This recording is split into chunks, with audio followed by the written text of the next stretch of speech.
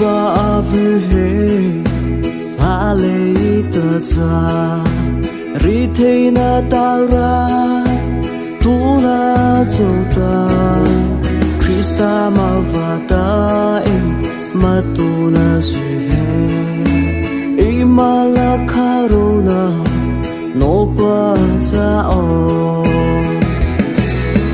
rite na tu pata bipa bipa Mata Krista mavata matuna sihe imala karuna no bata o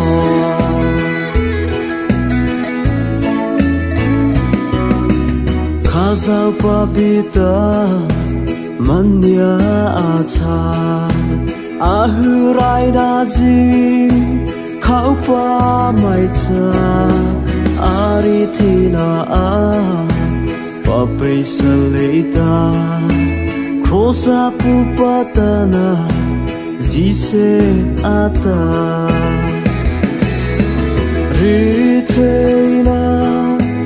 tuo pata bipa bipa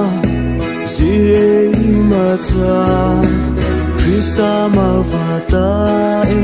matuna sihe imala karuna no bata o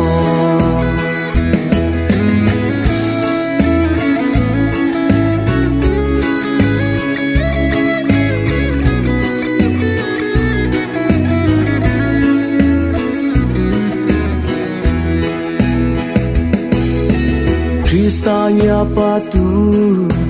bazu sayu Bipai mata puna liata Rite rai runa Rusha sala